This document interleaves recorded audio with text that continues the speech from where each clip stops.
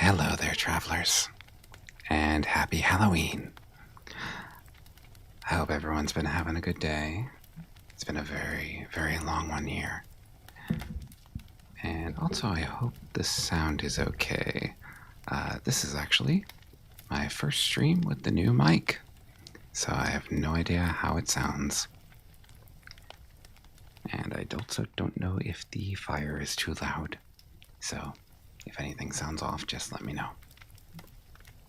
So anyway, I thought I'd do something a little special tonight, because Halloween is in fact my favorite holiday, and I wasn't really able to do a whole lot for it. I had to work for most of the day. I did run a little bit of a scary story workshop today, so that was kind of fun. But other than that, I didn't really get any trick-or-treaters. I am not currently dressed up, sadly. So I wanted to do something.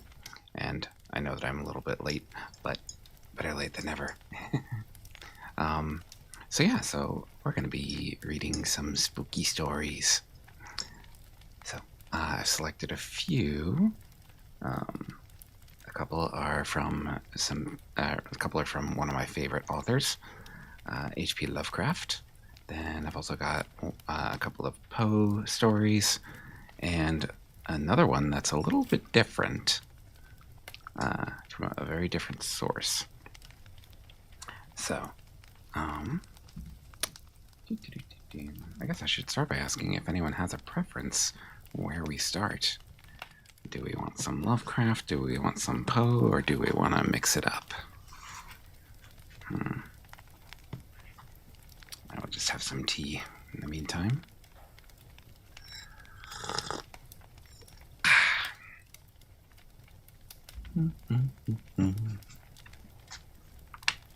Because I am very tempted to do the different one first.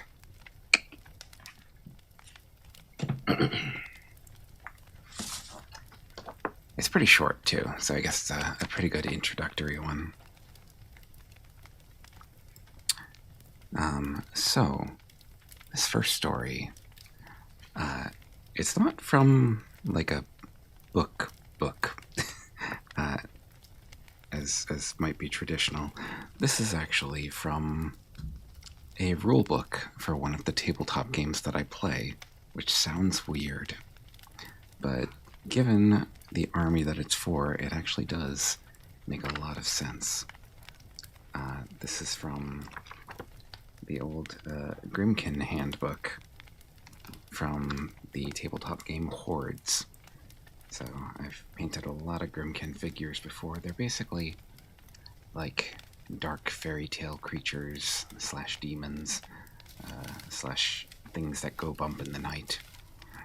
And one of their big elements is they enjoy kind of breaching the physical world and visiting strange, ironic, and horrifying punishments upon the wicked that are very poetic in nature. So if you do a bad thing, they will do a bad thing to you in a similar way. So this first story I'm going to read is about a gentleman by the name of Lord Longfellow. And I guess I'll just let the story speak for itself rather than give some background here, but here we go with Lord Longfellow's Masquerade. There once was a young and handsome baron who lived in unmatched luxury. His lands were fertile, his family rich, and his household blessed with an abundance of good fortune. He dwelled in a sweeping estate and loved to host grand masquerades and galas to entertain his high-born friends. One year, there was a great drought. The fields dried up to dust, and the baron's peasants began to starve. The baron could easily have sold some of his finery to buy food for his desperate people, or opened his storehouses to give them a portion of what he kept, but he selfishly waved off their plight. The peasants are fat from many years of plenty, he said, and my friends have come to expect my hospitality. So the commoners continued to suffer. One night, when the moons hung bright overhead, like dewdrops in a spider's web, and the peasant children cried in their beds with aching, empty stomachs. The Baron hosted yet another grand masquerade, more grand than any before, to mark the coming of his 20th birthday. Lords and ladies from all around were in attendance, but none were commented on as much as the mysterious Lord Longfellow. Wearing a porcelain mask, a stylish hat, and a broad coat of fine silk, he was the very picture of a dashing rogue. "Who is this?" the Baron wondered. "I do not remember inviting a Lord Longfellow."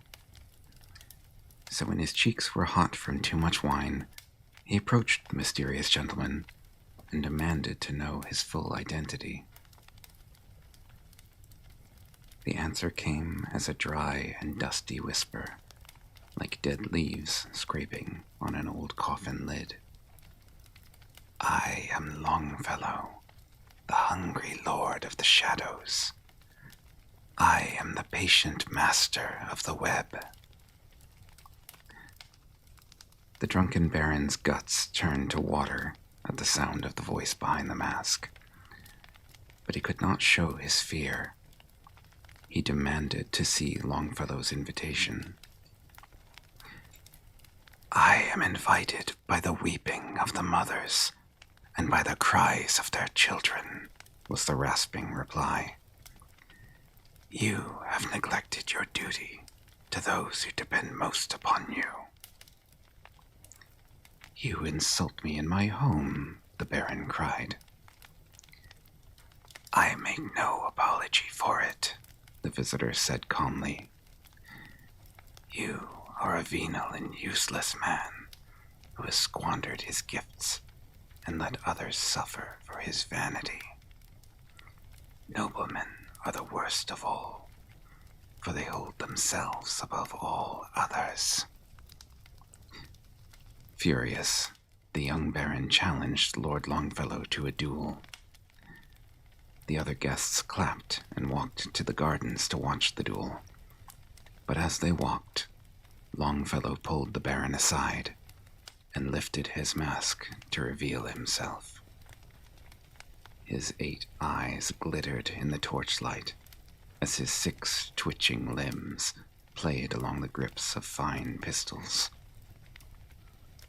"I am Lord Longfellow, and I've come to collect my toll. No living man has defeated me. If I gun you down, then my business is done, and all the rest can go. Deny me this, however, and all the noble blood here will be spilled. But I will leave you be for the rest of your days. What say you, Baron?" The Baron gulped, then looked at all the plump and powdered faces of his gathered friends. Truth be told, he thought, their company was not that pleasurable, their conversation tedious and dull. To give his own life for theirs seemed not at all fair to him, and after a brief pause, he gave his answer. Longfellow threw off his broad coat and tossed his mask aside. His gleaming pistols filled the air with fire and death, and in moments, all the lords and ladies lay in pools of spreading crimson. Then Lord Longfellow was gone.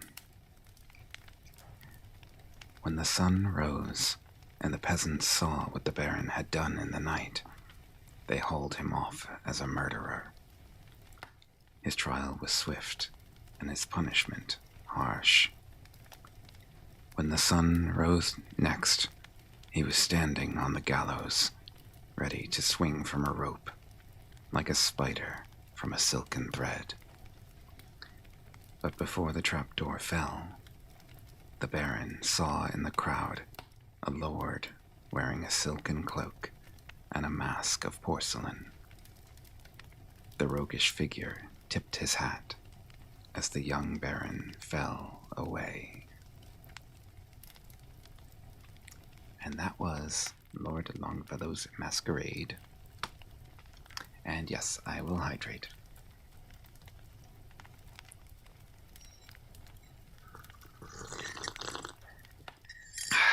So that's probably the shortest story I have for tonight.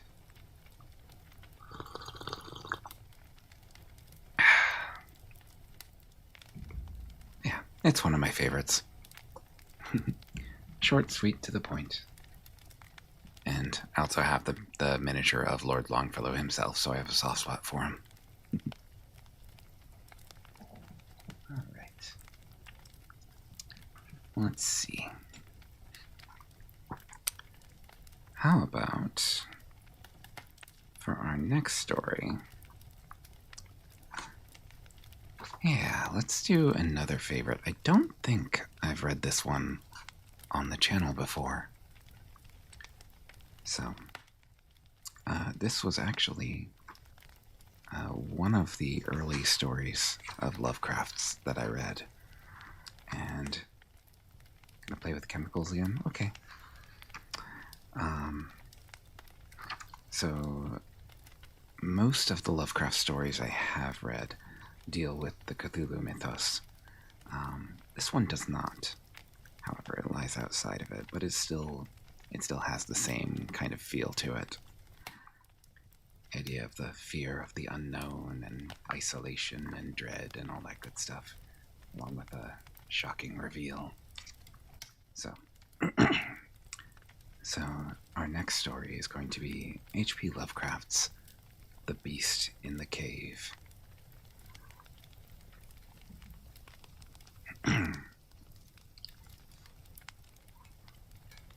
The horrible conclusion, which had been gradually obtruding itself upon my confused and reluctant mind, was now an awful certainty. I was lost, completely, hopelessly lost, in the vast and labyrinthine recesses of the Mammoth Cave. Turn as I might, in no direction could my straining vision seize on any object capable of serving as a guidepost to set me on the outward path. That never more should I behold the blessed light of day, or scan the pleasant hills and dales of the beautiful world outside, my reason could no longer entertain the slightest unbelief. Hope had departed. Yet, indoctrinated as I was by a life of philosophical study, I derived no small measure of satisfaction from my unimpassioned demeanor. For although I had frequently read of the wild frenzies into which were thrown the victims of similar situations, I experienced none of these, but stood quiet as soon as I clearly realized the loss of my bearings. Nor did the thought that I had probably wandered beyond the utmost limits of an ordinary search cause me to abandon my composure, even for a moment. If I must die, I reflected, then was this terrible yet majestic cavern as welcome a sepulchre as that which any churchyard might afford, a conception which carried with it more of tranquility than of despair. Starving would prove my ultimate fate. Of this I was certain. Some, I knew, had gone mad under circumstances such as these, but I felt that this end would not be mine. My disaster was the result of no fault save my own, since unbeknown to the guide, I had separated myself from the regular party of sightseers, and, wandering for over an hour in forbidden avenues of the cave, had found myself unable to retrace the devious windings which I had pursued since forsaking my companions. Already my torch had begun to expire. Soon I would be enveloped by the total and almost palpable blackness of the bowels of the earth. As I stood in the waning, unsteady light, I idly wondered over the exact circumstances of my coming end.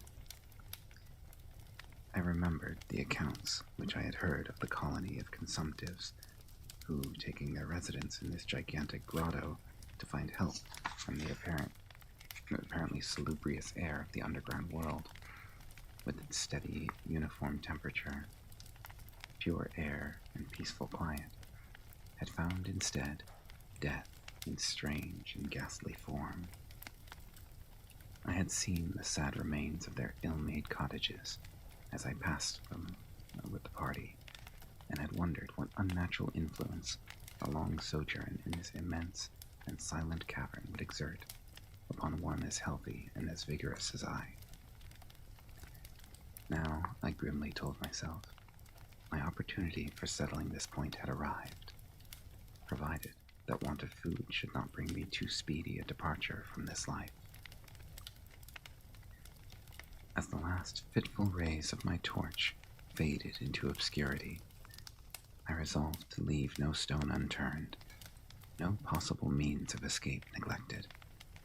So summoning all the powers possessed by my lungs, I set up a series of loud shoutings in the vain hope of attracting the attention of the guide by my clamor. Yet, as I called, I believed in my heart that my cries were to no purpose, and that my voice, magnified and reflected by the numberless ramparts of the black maze about me, fell upon no ears save my own. All at once, however, my attention was fixed with a start, as I fancied that I heard the sound of soft, approaching steps on the rocky floor of the cavern. Was my deliverance about to be accomplished so soon? Had then all my horrible apprehensions been for naught? And was the guide, having marked my unwarranted absence from the party, following my course and seeking me out in this limestone labyrinth? Whilst these joyful queries arose in my brain, I was on the point of renewing my cries in order that my discovery might come the sooner, when in an instant my delight was turned to horror as I listened. For my ever-acute ear, now sharpened in even greater degree by the complete silence of the cave, bore to my benumbed understanding the unexpected and dreadful knowledge that these footfalls were not like those of any mortal man. In the unearthly stillness of this subterranean region, the tread of the booted guide would have sounded like a series of sharp and incisive blows. These impacts were soft and stealthy, as of the padded paws of some feline. Besides, at times, when I listened carefully, I seemed to trace the falls of 4 instead of 2 feet. I was now convinced that I had by my cries aroused and attracted some wild beast, perhaps a mountain lion, which had accidentally strayed within the cave. Perhaps, I considered, the Almighty had chosen for me a swifter and more merciful death than that of hunger. Yet the instinct of self-preservation, never wholly dormant, was stirred in my breast, and though escape from the oncoming peril might but spare me for a sterner and more lingering end, I determined nevertheless to part with my life at as high a price as I could command. Strange as it may seem, my mind conceived of no intent on the part of the visitor, save that of hostility. Accordingly, I became very quiet, in the hope that the unknown beast would, in the absence of a guiding sound, lose its direction as had I, and thus pass me by. But this hope was not destined for realization, for the strange footfalls steadily advanced, the animal evidently having obtained my scent, which, in an atmosphere so absolutely free from all distracting influences as is that of the cave, could doubtless be followed at a great distance. Seeing, therefore, that I must be armed for defense against an uncanny and unseen attack in the dark, I grouped about me the largest of the fragments of rock which were strewn upon all 4 parts of the floor of the cavern in the vicinity, and, grasping one in each hand for immediate use, awaited with resignation the inevitable result. Meanwhile, the hideous pattering of the paws drew near. Certainly, the conduct of the creature was exceedingly strange. Most of the time, the tread seemed to be that of a quadruped, walking with a singular lack of unison betwixt hind and forefeet. Yet at brief and infrequent intervals, I fancied that but 2 feet were engaged in the process of locomotion. I wondered what species of animal was to confront me. It must, I thought, be some unfortunate beast who had paid for its curiosity to investigate one of the entrances of the fearful grotto with a lifelong confinement in its interminable recesses. It doubtless obtained as food the eyeless fish, bats, and rats of the cave, as well as some of the ordinary fish that are wafted in at every freshet of the Green River, which communicates in some occult manner with the waters of the cave. I occupied my terrible vigil with grotesque conjectures of what alterations cave life might have wrought in the physical structure of the beast, remembering the awful appearances ascribed by local tradition to the consumptives who had died after long residence in the cavern. Then I remembered with a start that, even should I succeed in killing my antagonist, I should never behold its form, as my torch had long since been extinct, and I was entirely unprovided with matches. The tension on my brain now became frightful. My disordered fancy conjured up hideous and fearsome shapes from the sinister darkness that surrounded me, and that actually seemed to press upon my body. Nearer, nearer, the dreadful footfalls approached. It seemed that I must give vent to a piercing scream, yet had I been sufficiently irresolute to attempt such a thing, my voice could scarce have responded. I was petrified, rooted to the spot. I doubted if my right arm would allow me to hurl its missile at the oncoming thing when the crucial moment should arrive. Now the steady pat, pat of the steps was close at hand. Now, very close. I could hear the labored breathing of the animal, and terror-struck as I was, I realized that it must have come from a considerable distance and was correspondingly fatigued. Suddenly, the spell broke. My right hand, guided by my ever-trustworthy sense of hearing, threw with full force the sharp-angled bit of limestone which it contained, toward that point in the darkness from which emanated the breathing and pattering. And, wonderful to relate, it nearly reached its goal, for I heard the thing jump, landing at a distance away, where it seemed to pause. Having readjusted my aim, I discharged my second missile, this time most effectively. For with a flood of joy I listened as the creature fell in what sounded like a complete collapse, and evidently remained prone and unmoving. Almost overpowered by the great relief which rushed over me, I reeled back against the wall. The breathing continued, in heavy, gasping inhalations and expirations, whence I realized that I had no more than wounded the creature. And now all desire to examine the thing ceased. At last, something allied to groundless, superstitious fear had entered my brain, and I did not approach the body, nor did I continue to cast stones at it in order to complete the extinction of its life. Instead, I ran at full speed in what was, as nearly as I could estimate in my frenzied condition, the direction from which I had come.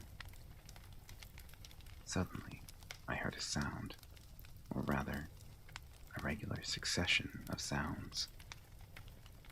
In another instant, they had resolved themselves into a series of sharp, metallic clicks.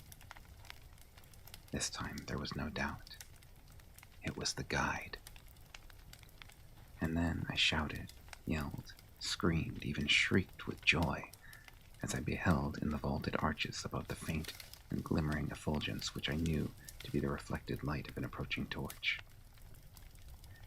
I ran to meet the flare, and before I could completely understand what had occurred, was lying upon the ground at the feet of the guide, embracing his boots and gibbering despite my boasted reserve in a most meaningless and idiotic manner, pouring out my terrible story, and at the same time overwhelming my auditor with protestations of gratitude. At length I awoke to something like my normal consciousness.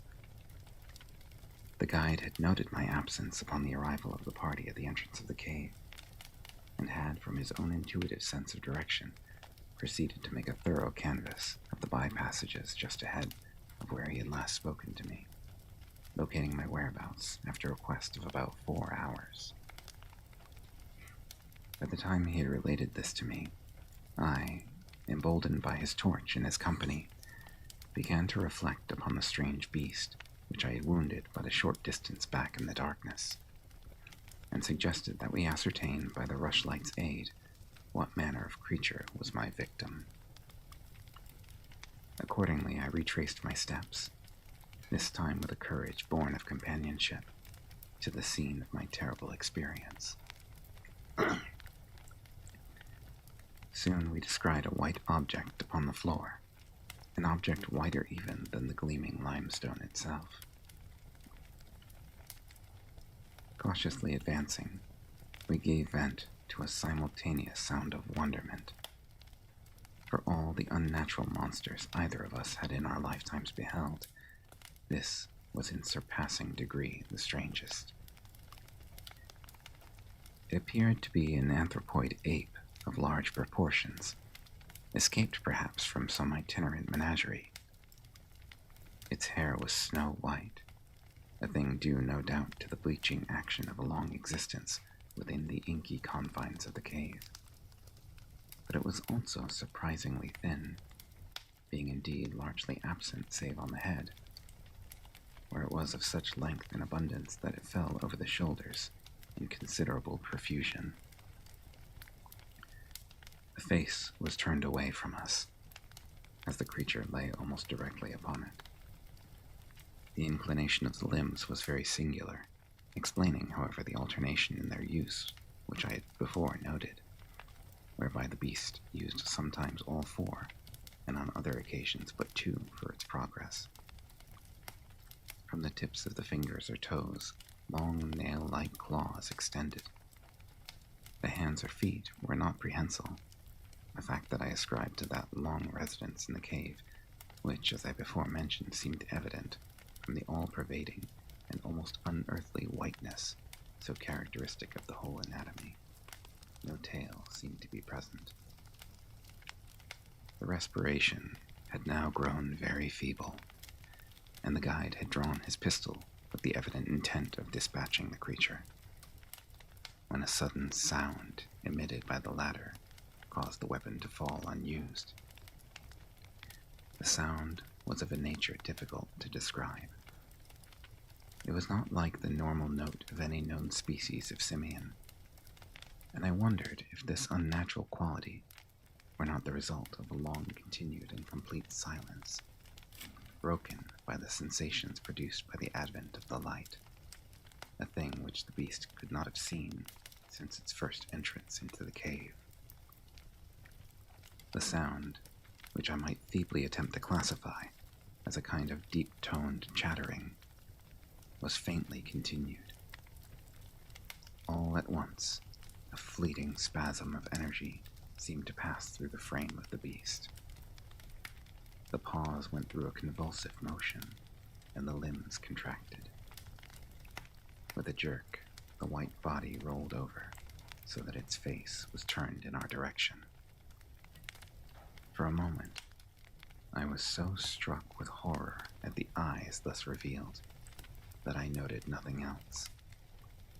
They were black, those eyes, deep, jetty black, in hideous contrast to the snow-white hair and flesh.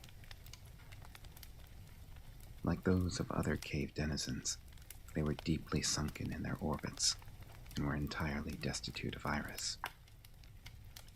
As I looked more closely, I saw that they were set in a face less prognathous than that of the average ape, and infinitely more hairy. The nose was quite distinct.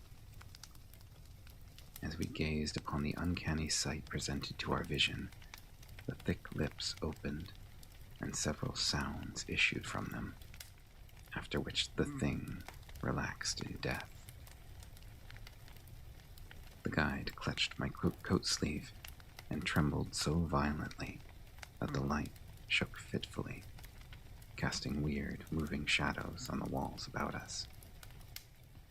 I made no motion, but stood rigidly still, my horrified eyes fixed upon the floor ahead. Then fear left, and wonder, awe, compassion, and reverence succeeded in its place. For the sounds uttered by the stricken figure that lay stretched out on the limestone had told us the awesome truth. The creature I had killed, the strange beast of the unfathomed cave, was, or had at one time been, a man.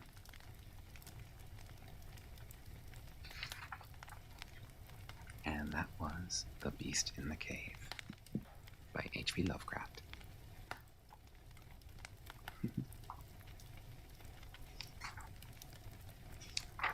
There's so many good stories in this book. Alas, most of them are very long.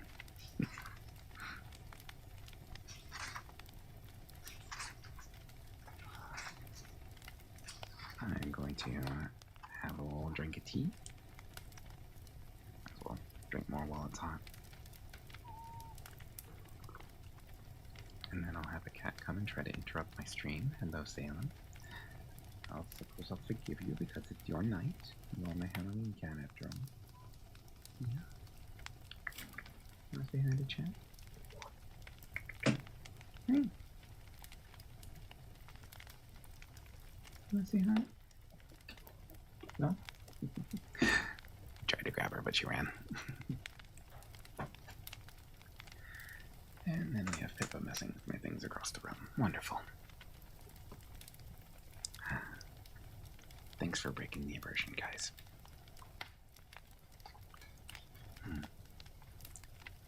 Let's see here.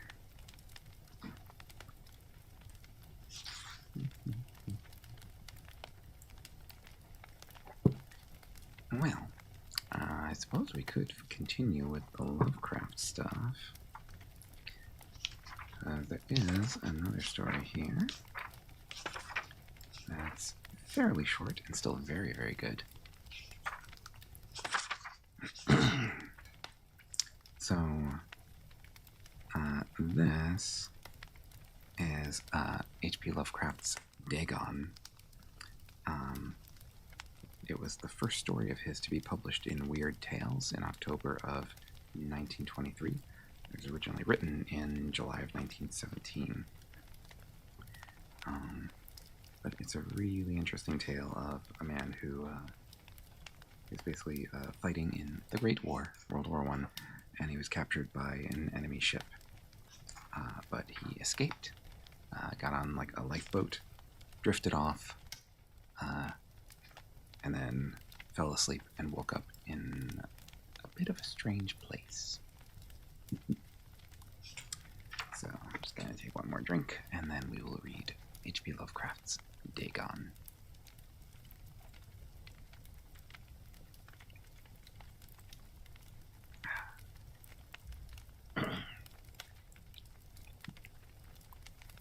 All right.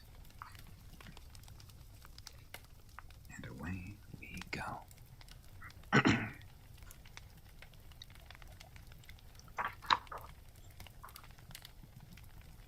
I am writing this under an appreciable mental strain, since by tonight I shall be no more.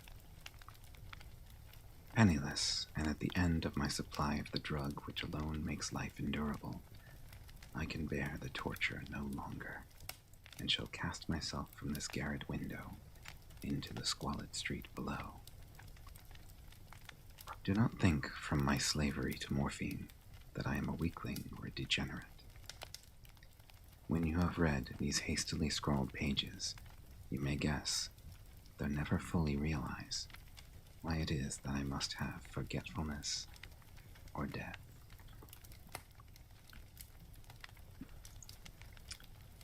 It was in one of the most open and least frequented parts of the broad Pacific that the packet of which I was supercargo fell a victim to the German sea raider. The Great War was then at its very beginning, and the ocean forces of the Hun had not completely sunk to their later degradation, so that our vessel was made a legitimate prize, whilst we of her crew were treated with all the fairness and consideration due us as naval prisoners. So liberal indeed was the discipline of our captors that 5 days after we were taken, I managed to escape alone in a small boat with water and provisions for a good length of time. When I finally found myself adrift and free, I had but little idea of my surroundings. Never a competent navigator, I could only guess vaguely by the sun and stars that I was somewhat south of the equator. Of the longitude I knew nothing, and no island or coastline was in sight. The weather kept fair, and for uncounted days I drifted aimlessly beneath the scorching sun, waiting either for some passing ship or to be cast on the shores of some habitable land. But neither ship nor land appeared, and I began to despair in my solitude upon the heaving vastnesses of unbroken blue. The change happened whilst I slept.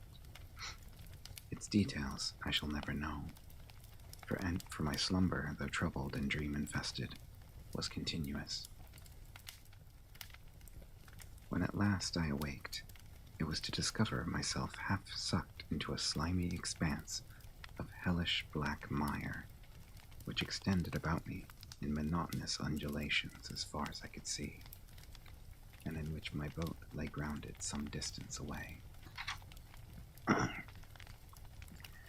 Though one might well imagine that my first sensation would be of wonder at so prodigious and unexpected a transformation of scenery, I was in reality more horrified than astonished, for there was in the air and in the rotting soil a sinister quality which chilled me to the very core. The region was putrid with the carcasses of decaying fish, and of other less describable things which I saw protruding from the nasty mud of the unending plain.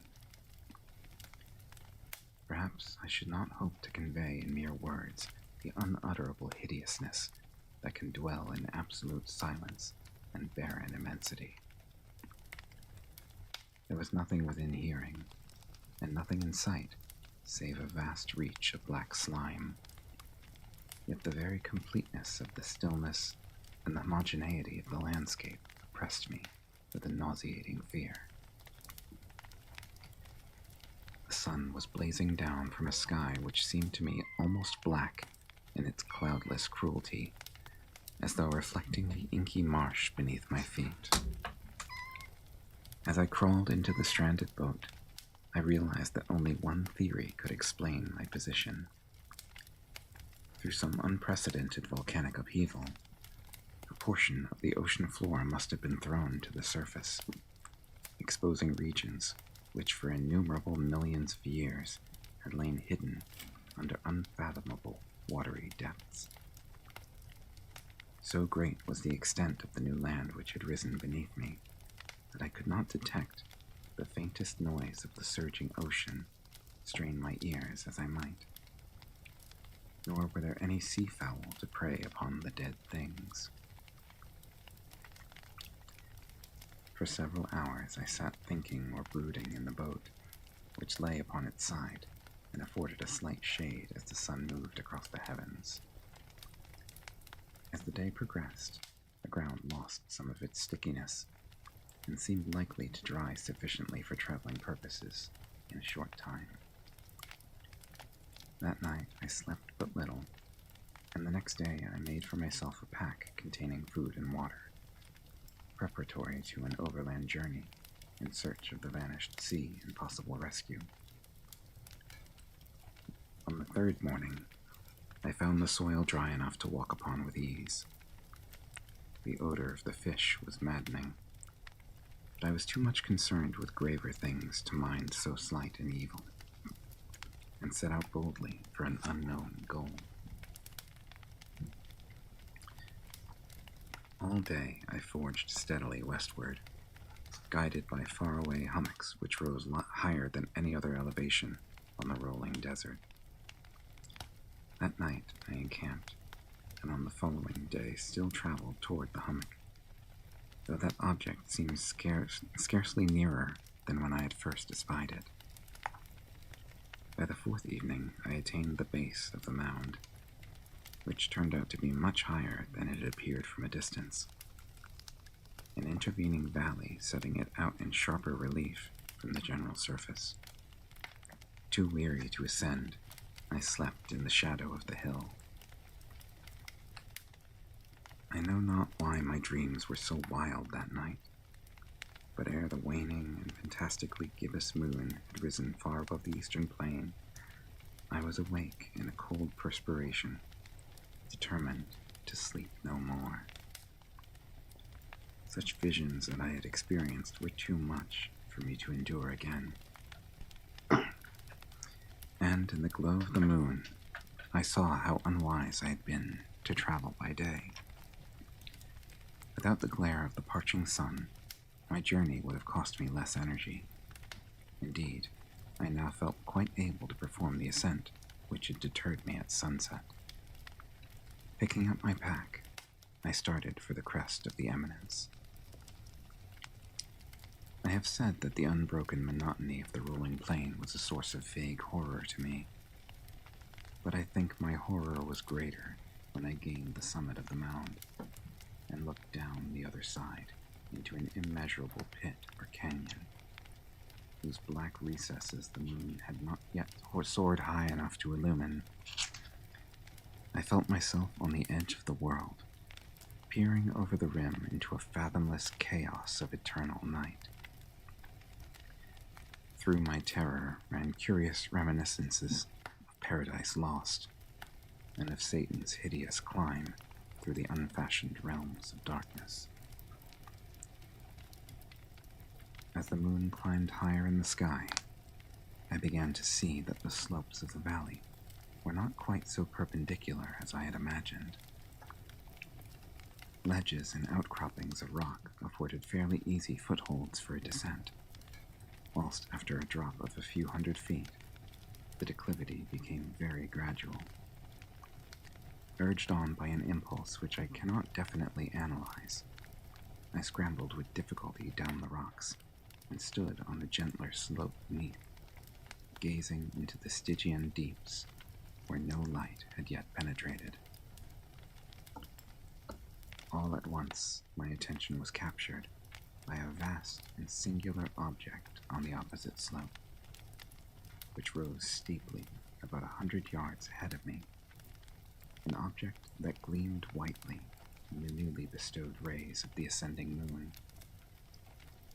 That it was merely a gigantic piece of stone, I soon assured myself, but I was conscious of a distinct impression that its contour and position were not altogether the work of nature. A closer scrutiny filled me with sensations I cannot express, for despite its enormous magnitude and its position in an abyss which had yawned at the bottom of the sea since the world was young, I perceived beyond a doubt that the strange object was a well-shaped monolith, whose massive bulk had known the workmanship and perhaps the worship of living and thinking creatures. Dazed and frightened, yet not without a certain thrill of the scientist's or archaeologist's delight, I examined my surroundings more closely. The moon, now near the zenith, shone weirdly and vividly above the towering steeps that hemmed in the chasm, and revealed the fact that a far-flung body of water flowed at the bottom, winding out of sight in both directions, and almost lapping at my feet as I stood on the slope. Across the chasm, the wavelets washed the base of the Cyclopean monolith, on whose surface I could now trace both inscriptions and crude sculptures. The writing was in a system of hieroglyphics unknown to me, and unlike anything I had ever seen in books, consisting for the most part of conventionalized aquatic symbols such as fishes, eels, octopi, crustaceans, mollusks, whales, and the like. Several characters obviously represented marine things which are unknown to the modern world, but whose decomposing forms I had observed on the ocean-risen plain. It was the pictorial carving, however, that did the most to hold me spellbound. Plainly visible across the intervening water on account of their enormous size were an array of bas-reliefs whose subjects would have excited the envy of a Doré. I think that these things were supposed to depict men, at least a certain sort of men, though the creatures were shown disporting like fishes in the waters of some marine grotto, or paying homage at some monolithic shrine which appeared to be under the waves as well.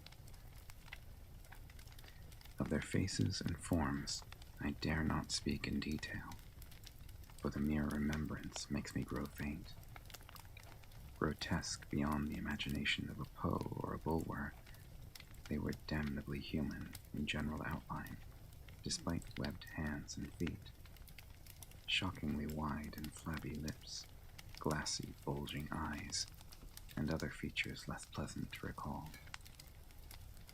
Curiously enough, they seemed to have been chiseled badly out of proportion with their scenic background, for one of the creatures was shown in the act of killing a whale, represented as but little larger than himself.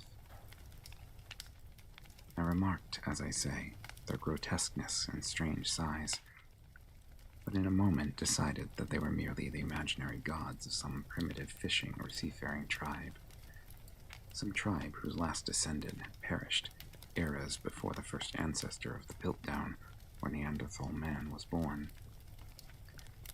Awestruck at this unexpected glimpse into a past beyond the conception of the most daring anthropologist, I stood musing while the moon cast queer reflections on the silent channel before me.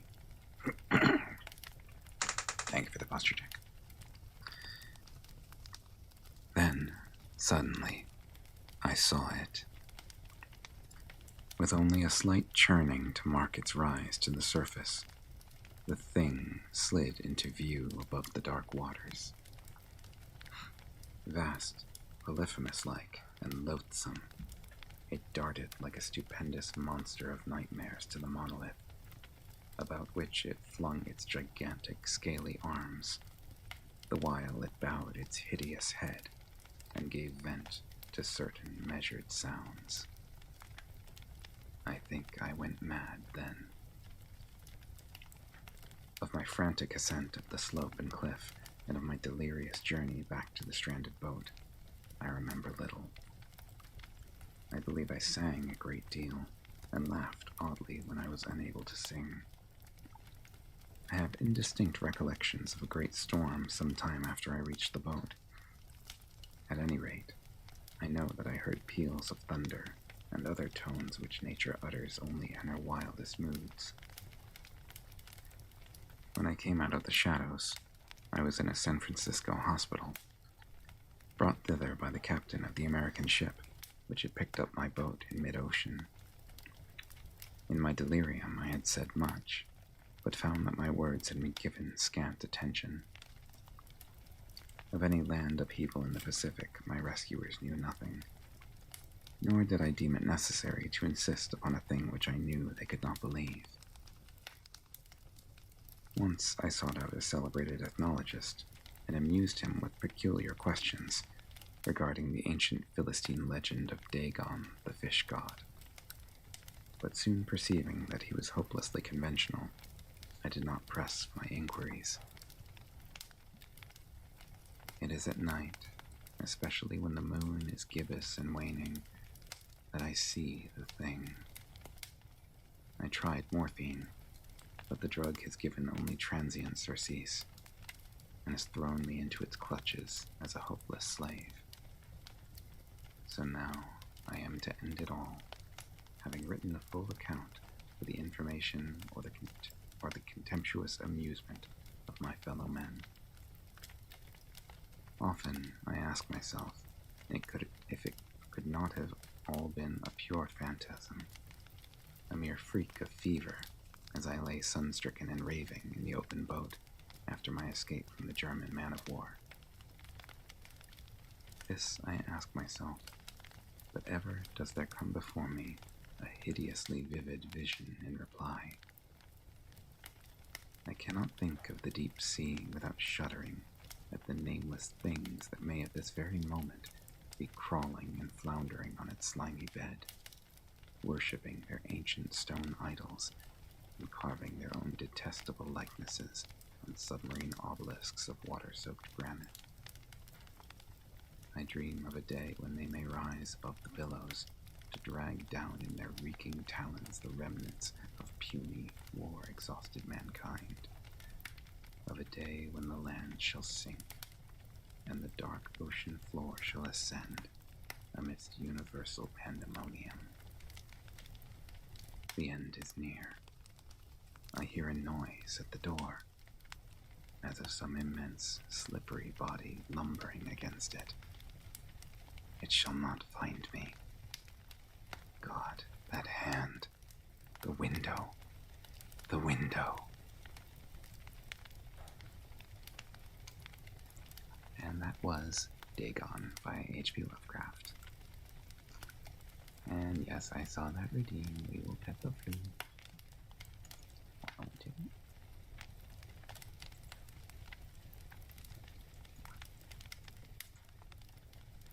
Wow. There we go.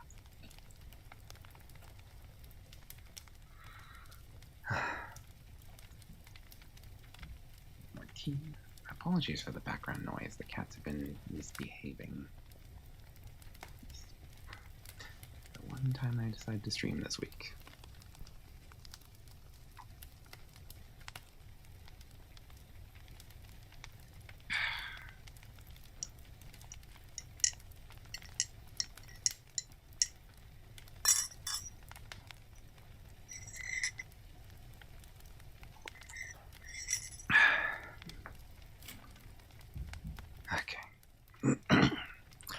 Let's see, what is next?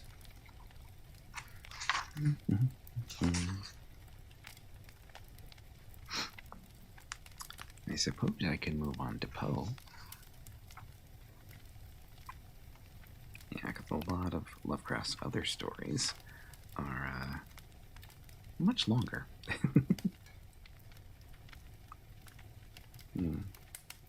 Yeah, so I think I will do just that. Unless, let me double check if this story is what I think it is.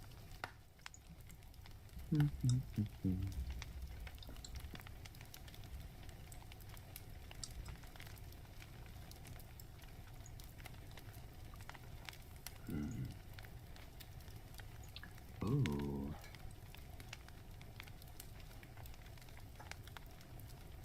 This could be fun. You know what? I think I will read one more Lovecraft piece. This is one that I have not read aloud before, so I apologize if the cold read is a little scuffed. But yeah, it could be fun. Just refind the page that it's on.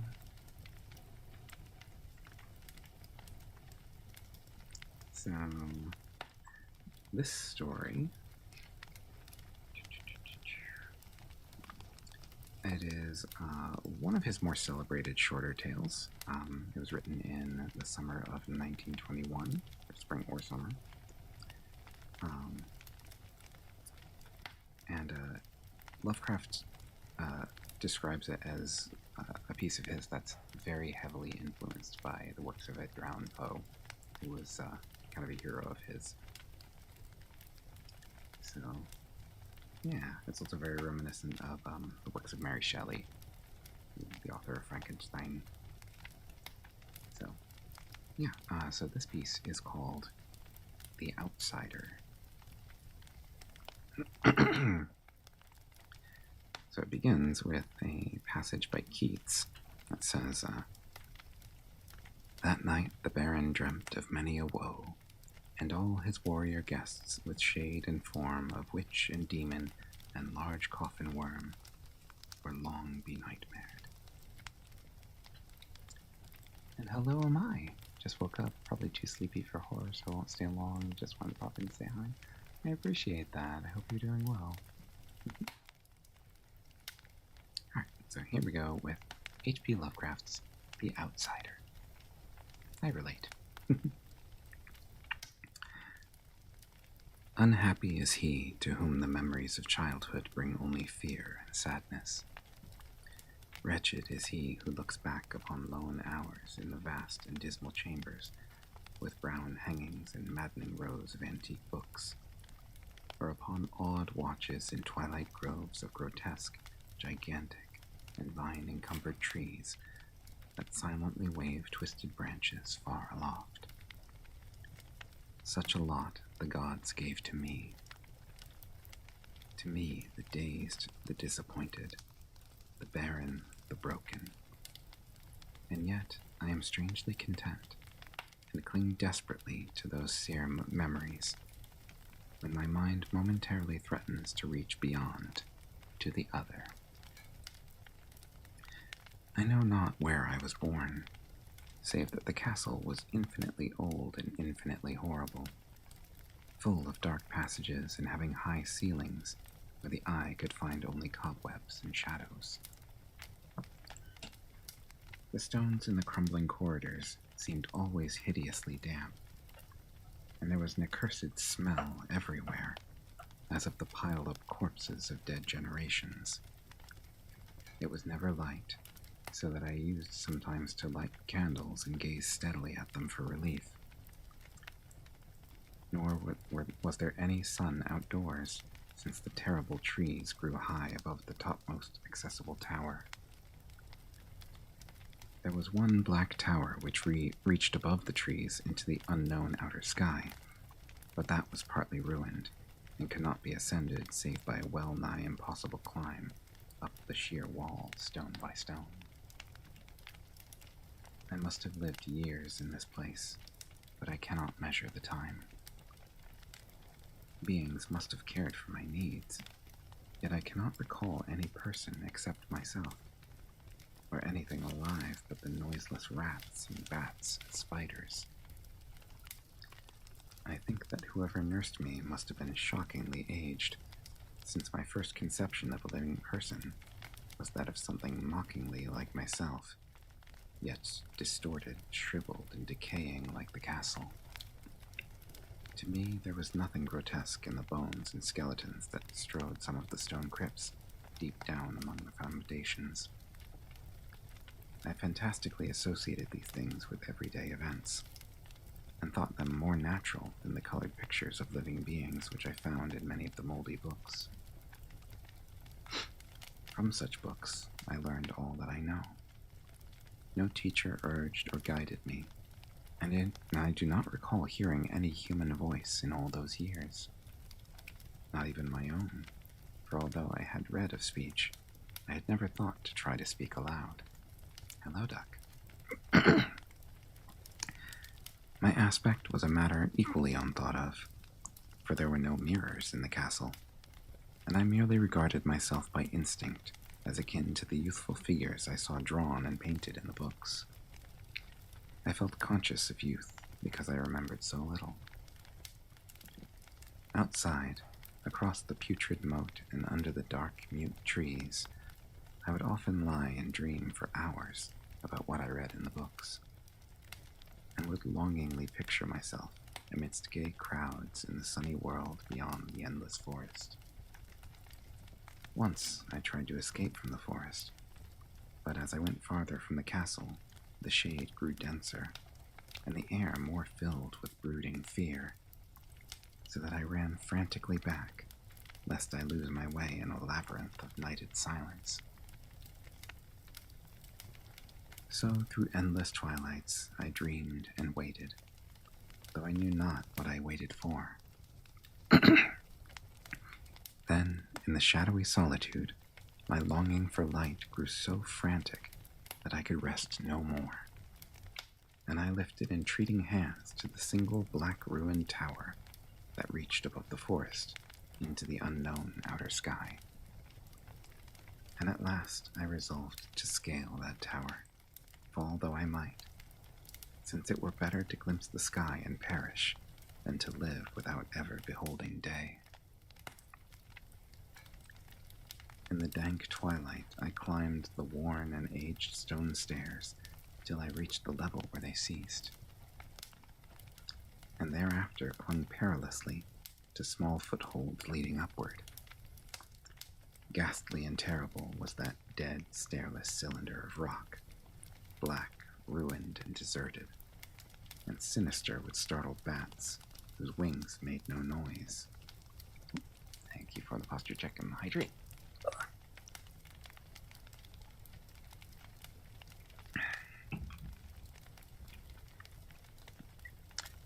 But more ghastly and terrible still was the slowness of my progress. For climb as I might, the darkness overhead grew no thinner, and a new chill as of haunted and venerable mold assailed me. I shivered as I wondered why I did not reach the light, and would have looked down had I dared. I fancied that night had come suddenly upon me, and vainly groped with one free hand for a window embrasure, that I might peer out and above, and try to judge the height I had attained. Should I be a menace? I mean, if you want to. All at once, after an infinity of awesome, sightless crawling up that concave and desperate precipice, I felt my head touch a solid thing, and I knew I must have gained the roof, or at least some kind of floor. In the darkness, I raised my free hand and tested the barrier, finding it stone and immovable. Then came a deadly circuit of the tower, clinging to whatever holds the slimy wall could give, till finally my testing hand found the barrier yielding, and I turned upward again, pushing the slab or door with my head as I used both hands in my fearful ascent. There was no light revealed above, and as my hands went higher, I knew that my climb was for the nonce ended, since the slab was the trap door of an aperture leading to a level stone surface of greater circumference than the lower tower. No doubt the floor of some lofty and capacious observation chamber. I crawled through carefully and tried to prevent the heavy slab from falling back into place, but failed in the latter attempt.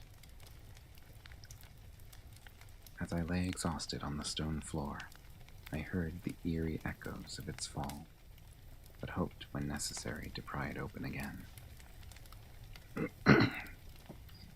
Believing I was now at a prodigious height, far above the accursed branches of the wood, I dragged myself up from the floor and fumbled about for windows, that I might look for the first time upon the sky and the moon and stars of which I had read. But on every hand I was disappointed, since all that I found were vast shelves of marble, bearing odious oblong boxes of disturbing size. More and more I reflected, and wondered what hoary secrets might abide in this high apartment, so many eons cut off from the castle below. Then, unexpectedly, my hands came upon a doorway, where hung a portal of stone, rough with strange chiseling. Trying it, I found it locked, but with a supreme burst of strength, I overcame all obstacles and dragged it open inward.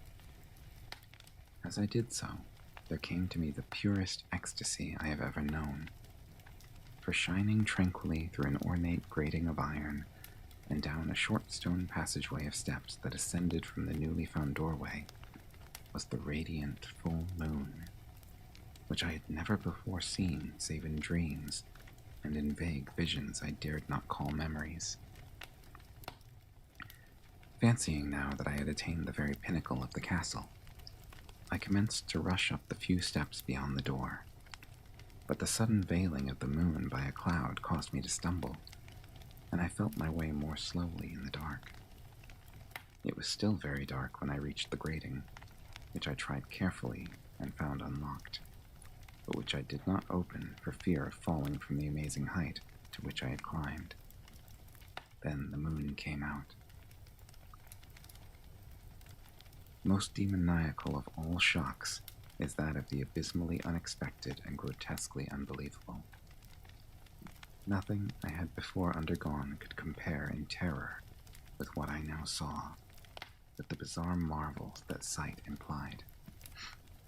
The sight itself was as simple as it was stupefying, for it was merely this. Instead of a dizzying prospect of treetops seen from a lofty eminence, there stretched around me on a level through the grating nothing less than the solid ground, decked and diversified by marble slabs and columns, and overshadowed by an ancient stone church, whose ruined spire gleamed spectrally in the moonlight. Half unconscious, I opened the grating and staggered out upon the white gravel path that stretched away in two directions. My mind, stunned and chaotic as it was, still held the frantic craving for light, and not even the fantastic wonder which had happened could stay my course. I neither knew nor cared whether my experience was insanity, dreaming, or magic, but was determined to gaze on brilliance and gaiety at any cost. I knew not who I was or what I was, or what my surroundings might be, though as I continued to stumble along, I became conscious of a kind of fearsome latent memory that made my progress not wholly fortuitous. I passed under an arch out of that region of slabs and columns, and wandered through the open country, sometimes following the visible road, but sometimes leaving it curiously to tread across meadows where only occasional ruins bespoke the ancient presence of a forgotten road. Once I swam across a swift river where crumbling, mossy masonry told of a bridge long vanished. Over 2 hours must have passed before I reached what seemed to be my goal, a venerable ivied castle in a thickly wooded park, maddeningly familiar, yet full of perplexing strangeness to me. I saw that the moat was filled in, and that some of the well-known towers were demolished, whilst new wings existed to confuse the beholder.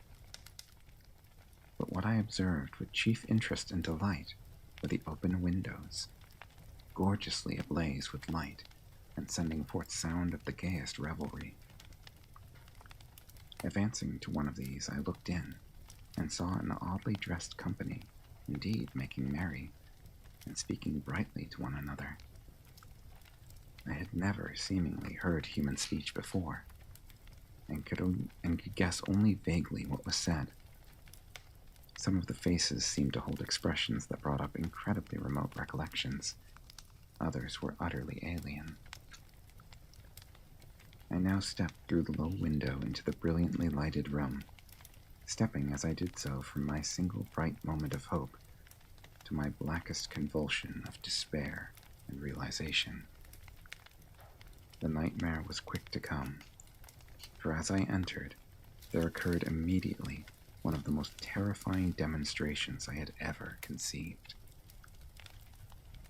Scarcely had I crossed the sill when there descended upon the whole company a sudden and unheralded fear of hideous intensity, distorting every face and evoking the most horrible screams from nearly every throat.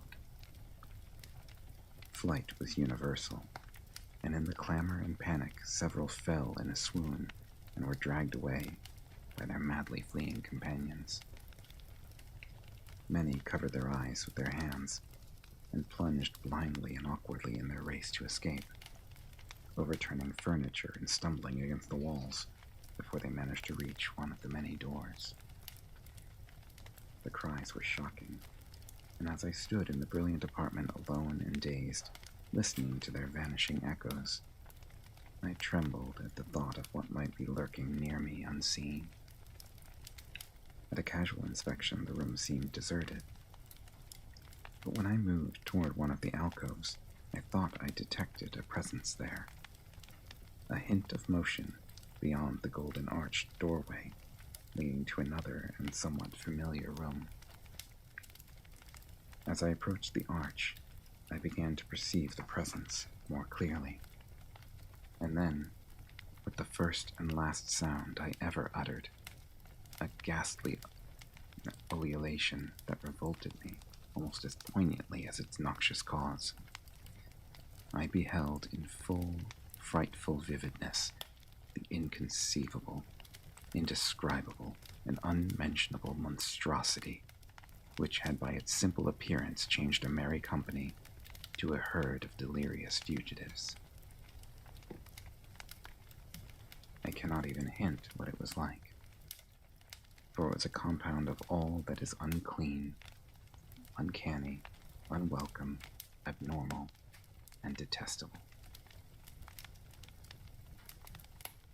It was the ghoulish shade of decay, antiquity, and desolation, the putrid, dripping eidolon of unwholesome revelation, the awful bearing of that which the merciful earth should always hide. God knows it was not of this world, or no longer of this world. Yet to my horror I saw in its eaten away and bone-revealing outlines leering, abhorrent travesty on the human shape, and in its moldy, disintegrating apparel, an unspeakable quality that chilled me even more. I was almost paralyzed, but not too much so to make a feeble attempt toward flight. A backward stumble which failed to break the spell in which the nameless, voiceless monster held me. My eyes, bewitched by the glassy orbs which stared loathsomely into them, refused to close, though they were mercifully blurred, and showed the terrible object but indistinctly after the first shock. I tried to raise my hand to shut out the sight, yet so stunned were my nerves that my arm could not fully obey my will. The attempt, however, was enough to disturb my balance, so that I had to stagger forward several steps to avoid falling. As I did so, I became suddenly and agonizingly aware of the nearness of the carrion thing, whose hideous hollow breathing I half fancied I could hear. Nearly mad, I found myself yet able to throw out a hand to ward off the fetid apparition which pressed so close. When in one cataclysmic second of cosmic nightmarishness and hellish accident, my fingers touched the rotting, outstretched paw of the monster beneath the golden arch. I did not shriek, but all the fiendish ghouls that ride upon the night wind shrieked for me, as in that same second there crashed down upon my mind a single and fleeting avalanche of soul-annihilating memory. I knew in that second all that had been. I remembered beyond the frightful castle in the trees, and recognized the altered edifice in which I now stood.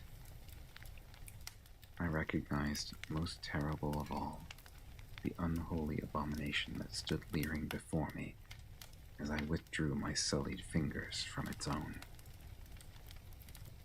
But in the cosmos there is balm as well as bitterness, and that balm is Nepenthe. In the supreme horror of that second, I forgot what had horrified me, and the burst of black memory vanished in a chaos of echoing images. In a dream, I fled from that haunted and accursed pile, and ran swiftly and silently in the moonlight. When I returned to the churchyard place of marble and went down the steps, I found the stone trapdoor immovable. I was not sorry, for I had hated the antique castle and the trees. Now I ride with the mocking and friendly ghouls on the night wind, and play by day amongst the catacombs of Nefren-Ka in the sealed and unknown valley of Hadoth by the Nile. I know that light is not for me, save of the moon over the rocky tombs of Neb, nor any gaiety save the unnamed feasts of Nitocris beneath the Great Pyramid. Yet in my new wildness and freedom, I almost welcome the bitterness of alienage. For although Nepenthe has calmed me, I know always that I am an outsider, a stranger in this century and among those who are still men. This I have known ever since I stretched out my fingers to the abomination within that great gilded frame. Stretched out my fingers and touched a cold and unyielding surface of polished glass. And that was The Outsider by H.P. Lovecraft.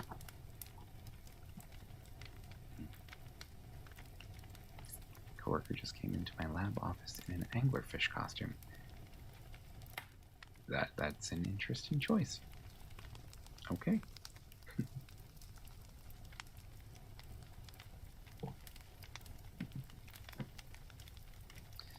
Let's see here.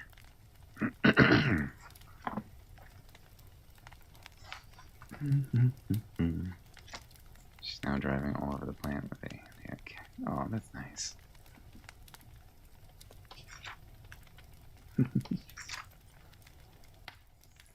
Alright, so I'm going to take a little drink.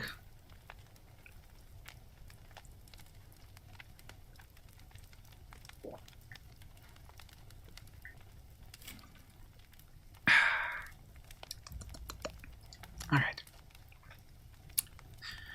So we are going to switch authors and go from Lovecraft to one of his inspirations. So we're basically working backwards in time throughout this stream. We started with the more modern storytelling, then we went back to Lovecraft in the early 1900s, and now we're going back just a little bit further to the 1800s with the one, the only, the very strange Edgar Allan Poe. So I think I'm going to start with one that kind of reflects elements of the first story I read. It's all about like a fancy party with a horrible person running it. This is one of Poe's classics. Right after I say something in ASMR, yes, Duck, what would you like me to say?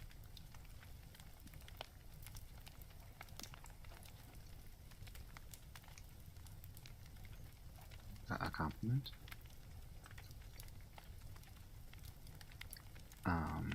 I mean, I do that every day, but Mocha, my darling.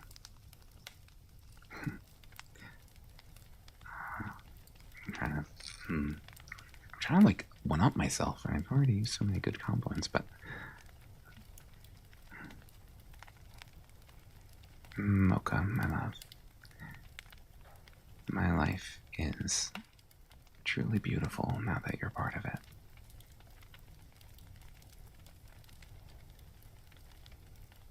Okay.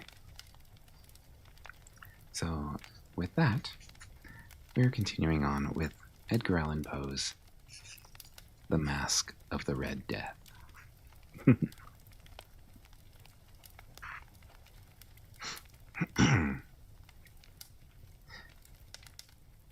The Red Death had long devastated the country. No pestilence had ever been so fatal or so hideous. Blood was its avatar and its seal, the redness and the horror of blood. There were sharp pains and sudden dizziness, and then profuse bleeding at the pores with dissolution. The scarlet stains upon the body, and especially upon the face of the victim. The pest ban would shut him out from the aid and from the sympathy of his fellow men. and the whole seizure, progress, and termination of the disease were the incidents of half an hour. But the Prince Prospero was happy and dauntless and sagacious. When his dominions were half depopulated, he summoned to his presence 1,000 hale and light-hearted friends from among the knights and dames of his court, and with these retired to the deep seclusion of one of his castellated abbeys. This was an extensive and magnificent structure, a creation of the prince's own eccentric yet august taste. A strong and lofty wall girdled it in. This wall had gates of iron. The courtiers, having entered, brought furnaces and massy hammers and welded the bolts. They resolved to leave means neither of ingress nor egress to the sudden impulses of despair or of frenzy from within. The abbey was amply provisioned. With such precautions, the courtiers might bid defiance to contagion. The external world could take care of itself. In the meantime, it was folly to grieve or to think. The prince had provided all the appliances of pleasure. There were buffoons, there were improvisatori, there were ballet dancers, there were musicians, there was beauty, there was wine. All these in security were within. Without was the Red Death. It was toward the close of the 5th or 6th month of this seclusion, and while the pestilence raged most furiously abroad, that the Prince Prospero entertained his 1,000 friends at a masked ball of the most unusual magnificence. It was a voluptuous scene, that masquerade. But first, let me tell of the rooms in which it was held. There were 7, an imperial suite. In many palaces, however, such suites form a long and straight vista, while the folding doors slide back nearly to the walls on either hand, so that the view of the whole extent is scarcely impeded. Here the case was very different, as might have been expected from the Duke's love of the bizarre. The apartments were so irregularly disposed that the vision embraced but little more than one at a time. There was a sharp turn at every 20 or 30 yards, and at each turn a novel effect. To the right and left, in the middle of each wall, a tall and narrow Gothic window looked out upon a closed corridor which pursued the windings of the suite. These windows were of stained glass, whose color varied in accordance with the prevailing hue of the decorations of the chamber into which it opened. That at the eastern extremity was hung, for example, in blue, and vividly blue were its windows. The second chamber was purple in its ornaments and tapestries, and here the panes were purple. The third was green throughout, and so were the casements. The fourth was furnished and lighted with orange, the 5th with white, the 6th with violet. The 7th apartment was closely shrouded in black velvet tapestries that hung all over the ceiling and down the walls, falling in heavy folds upon a carpet of the same material and hue. But in this chamber only, the color of the windows failed to correspond with the decorations. The panes here were scarlet, a deep blood color. Now in no one of the 7 apartments was there any lamp or candelabrum, amid the profusion of golden ornaments that lay scattered to and fro, or depended from the roof. There was no light of any kind emanating from lamp or candle within the suite of chambers. But in the corridors that followed the suite, there stood, opposite to each window, a heavy tripod bearing a brazier of fire that protected its rays through the tinted glass and so glaringly illumined the room. And thus were produced a multitude of gaudy and fantastic appearances. But in the western or black chamber, the effect of the firelight that streamed upon the dark hangings through the blood-tinted panes was ghastly in the extreme. and produced so wild a look upon the countenances of those who entered that there were few of the company bold enough to set foot within its precincts at all. It was in this apartment also that there stood against the western wall a gigantic clock of ebony. Its pendulum swung to and fro with a dull, heavy, monotonous clang. And when the minute hand made the circuit of the face, and the hour was to be stricken, there came from the brazen lungs of the clock a sound which was clear and loud and deep and exceedingly musical, but of so peculiar a note and emphasis that at each lapse of an hour the musicians of the orchestra were constrained to pause momentarily in their performance to hearken the sound, and thus the waltzers perforce ceased their revolutions, and there was a brief disconcert of the whole gay company, and while the chimes of the clock yet rang, it was observed that the giddiest grew pale, and the more aged and sedate passed their hands over their brows, as if in confused reverie or meditation. But when the echoes had fully ceased, a light laughter at once pervaded the assembly. The musicians looked at each other and smiled, as if at their own nervousness and folly, and made whispering vows, each to the other, that the next chiming of the clock should produce in them no similar emotion. And then, after the lapse of 60 minutes, which embraced 3,600 seconds of the time that flies, there came yet another chiming of the clock, and then were the same disconcert and tremulousness and meditation as before. But, in spite of these things, it was a gay and magnificent revel. The tastes of the Duke were peculiar. He had a fine eye for colors and effects. He disregarded the decora of mere fashion. His plans were bold and fiery, and his conceptions glowed with barbaric luster. There are some who would have thought him mad. His followers felt that he was not. It was necessary to hear and see and touch him to be sure that he was not. He had directed in great part the movable embellishments of the 7 chambers upon occasion of this great fete, and it was his own guiding taste which had given character to the masqueraders. Be sure they were grotesque. There was much glare and glitter and piquancy and phantasm, much of what has been since seen in Hernani. There were arabesque figures with unsuited limbs and appointments. There were delirious fancies such as the madman fashions. There was much of the beautiful, much of the wanton, much of the bizarre, something of the terrible, and not a little of that which might have excited disgust. To and fro in the 7 chambers there stalked, in fact, a multitude of dreams. And these, the dreams, writhed in and about, taking hue from the rooms, and causing the wild music of the orchestra to seem as the echo of their steps. And anon there strikes the ebony clock which stands in the hall of the velvet. And then, for a moment, all is still, and all is silent, save the voice of the clock. The dreams are stiff frozen as they stand, but the echoes of the chime die away. They have endured but an instant, and a light, half-subdued laughter floats after them as they depart.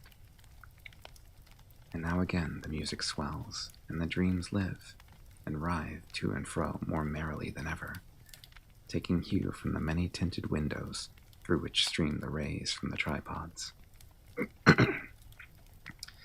But to the chamber which lies most westwardly of the 7, there are now none of the maskers who venture, for the night is waning away, and there flows a ruddier light through the blood-colored panes, and the blackness of the sable drapery appalls, and to him whose foot falls upon the sable carpet, there comes from the near clock of ebony a muffled peal, more solemnly emphatic than any which reaches their ears, who indulge in the more remote gaieties of the other apartments. But these other apartments were densely crowded, and in them beat feverishly the heart of life. and the revel went whirlingly on, until at length there commenced the sounding of midnight upon the clock. And then the music ceased, as I have told, and the evolutions of the waltzers were quieted, and there was an uneasy cessation of all things as before. But now there were 12 strokes to be sounded by the bell of the clock, and thus it happened, perhaps, that more of thought crept, with more of time, into the meditations of the thoughtful among those who reveled. And thus, too, it happened, perhaps, that before the last echoes of the last chime had utterly sunk into silence, there were many individuals in the crowd who had found leisure to become aware of the presence of a masked figure which had arrested the attention of no single individual before. And the rumor of this new presence having spread itself whisperingly around, there arose at length from the whole company a buzz or murmur, expressive of disapprobation and surprise, then finally of terror, of horror, and of disgust. In an assembly of phantasms such as I have painted, it may well be supposed that no ordinary appearance could have excited such sensation. In truth, the masquerade license of the night was nearly unlimited, but the figure in question had out-Heroded Herod, and gone beyond the bounds of even the prince's indefinite decorum. There are chords within the hearts of the most reckless which cannot be touched without emotion. Even with the utterly lost, to whom life and death are equally jests, there are matters of which no jest can be made. The whole company, indeed, seemed now deeply to feel that in the costume and bearing of the stranger neither wit nor propriety existed. The figure was tall and gaunt, and shrouded from head to foot in the habiliments of the grave. The mask which concealed the visage was made so nearly to resemble the countenance of a stiffened corpse that the closest scrutiny must have had difficulty in detecting the cheat. And yet all this might have been endured, if not approved by the mad revelers around.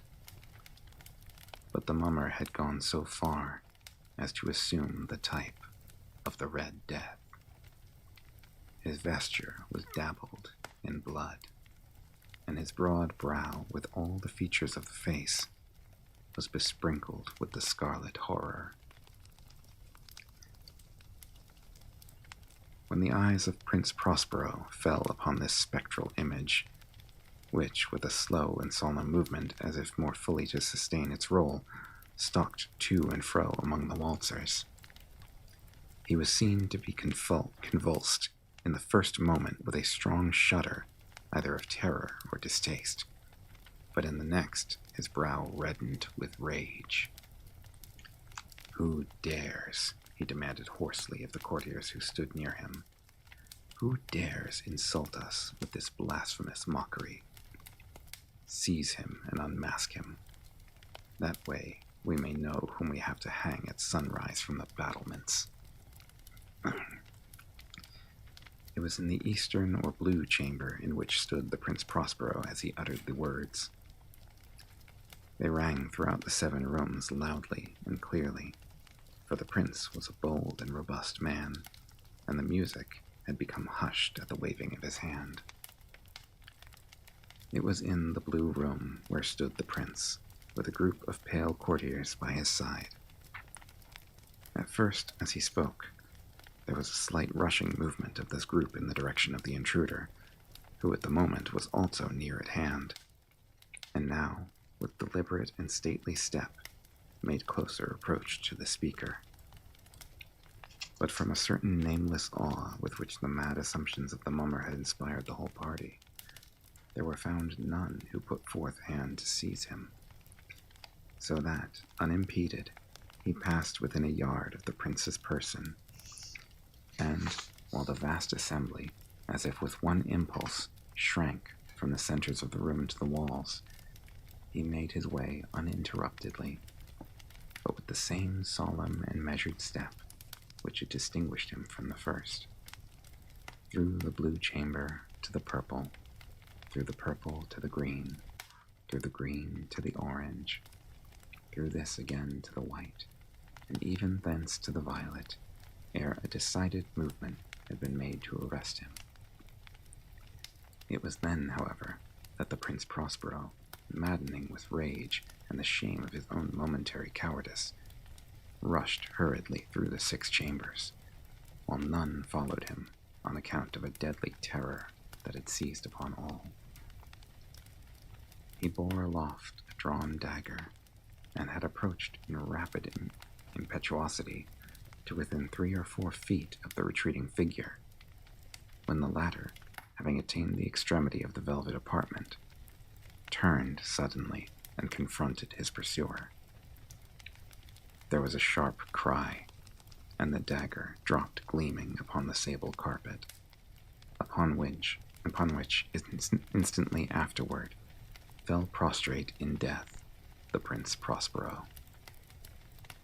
Then, summoning the wild courage of despair, a throng of the revelers at once threw themselves into the black apartment, and, seizing the mummer, whose tall figure stood erect and motionless within the shadow of the ebony clock, gasped in unutterable horror at finding the grave cerements and corpse-like mask which they handled with so violent a rudeness, untenanted by any tangible form.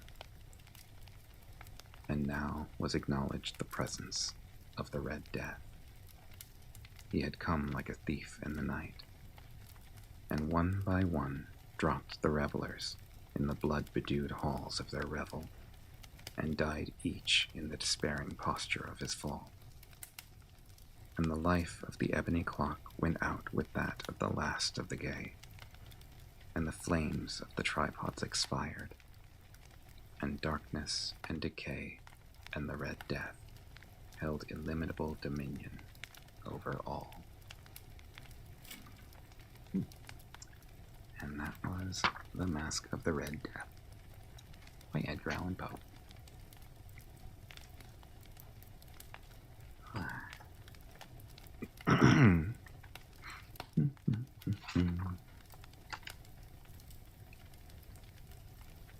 Let's see here. Is there a short one that we could do? I think I have time for like one more story, I think.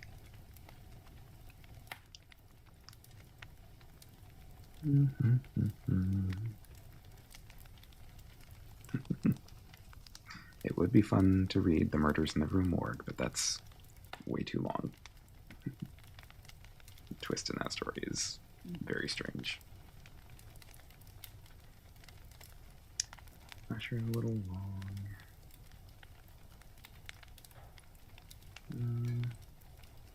I could do The Telltale Heart. That is one of my favorites. Berenice is just weird. Yeah, why not? It's a classic. Let's do The Telltale Heart.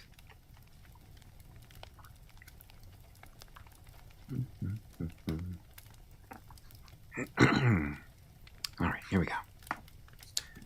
First I have a drink.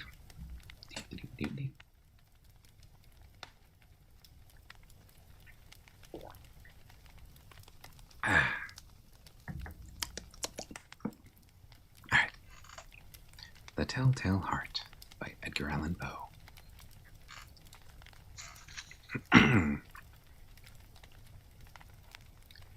True, nervous, very, very dreadfully nervous I had been and am. But why will you say that I am mad? The disease had sharpened my senses, not destroyed, not dulled them. Above all was the sense of hearing acute. I heard all things in the heaven and in the earth. I heard many things in hell. How then am I mad? Hearken, and observe how healthily, how calmly I can tell you the whole story. It is impossible to say how first the idea entered my brain, but once conceived, it haunted me day and night. Object there was none. Passion there was none. I loved the old man. He had never wronged me. He had never given me insult. For his gold I had no desire. I think it was his eye. Yes, it was this. One of his eyes resembled that of a vulture, a pale blue eye with a film over it. Whenever it fell upon me, my blood ran cold, and so, by degrees, very gradually, I made up my mind to take the life of the old man, and thus rid myself of the eye forever. Now this is the point. You fancy me mad. Madmen know nothing. But you should have seen me. You should have seen how wisely I proceeded, with what caution, with what foresight, with what dissimulation I went to work. I was never kinder to the old man than during the whole week before I killed him. And every night, about midnight, I turned the latch of his door and opened it, oh, so gently. And then, when I had made an opening sufficient for my head, I put in a dark lantern, all closed, so that no light shone out. And then I thrust in my head. And we have an ad break, so I'm going to take a break for a second.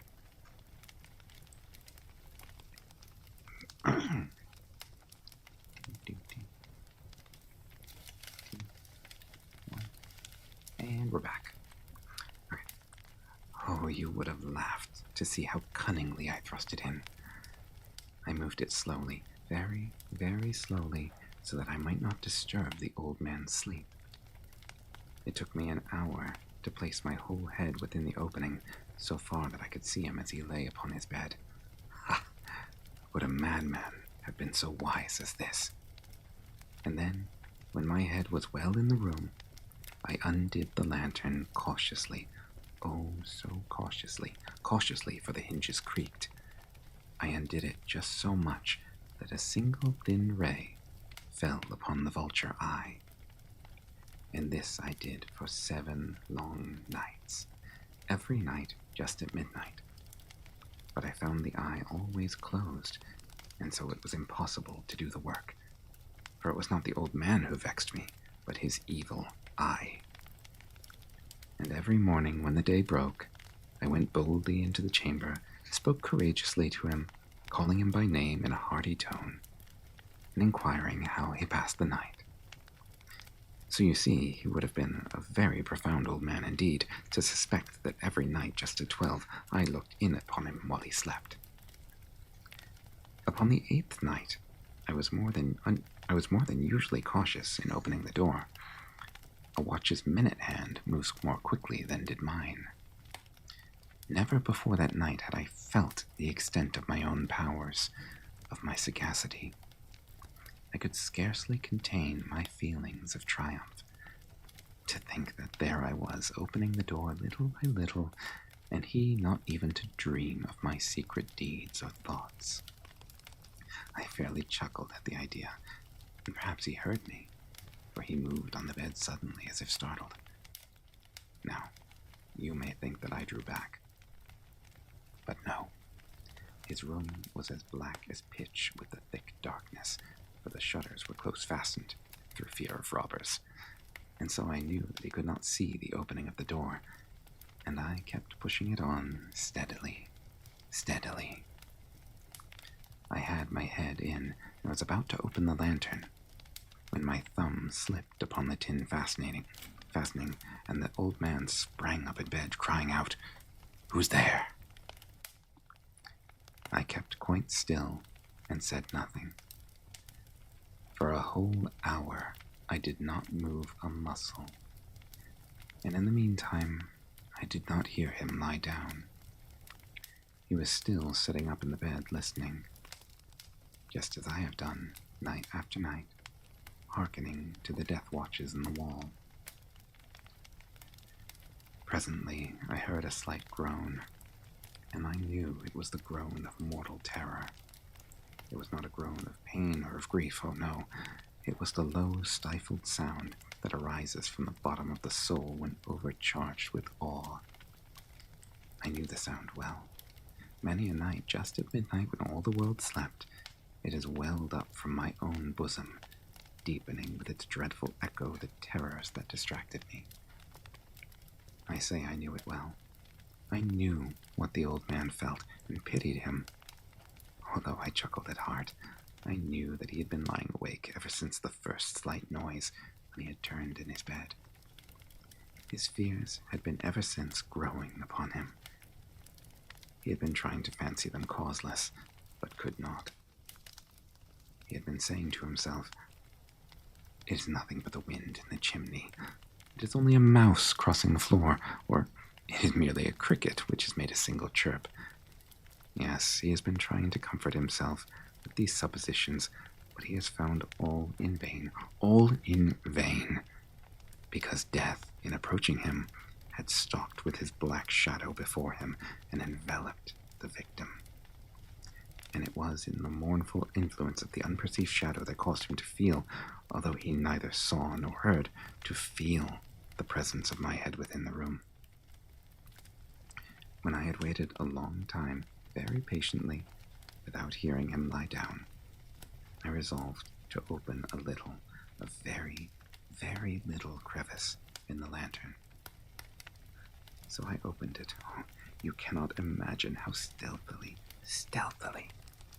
until at length a single dim ray, like the thread of the spider, shot out from the crevice and fell upon the vulture eye.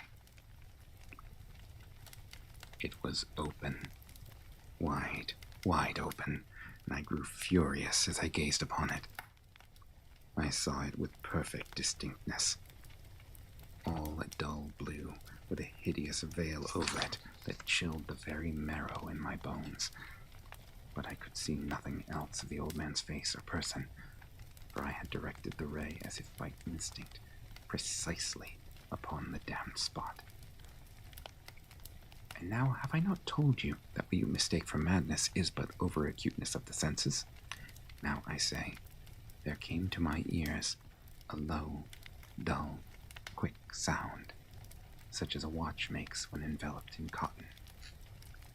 I knew that sound well, too. It was the beating of the old man's heart. It increased my fury, as the beating of a drum stimulates the soldier into courage. But even yet I refrained and kept still. I scarcely breathed. I held the lantern motionless. I tried how steadily I could maintain the ray upon the eye.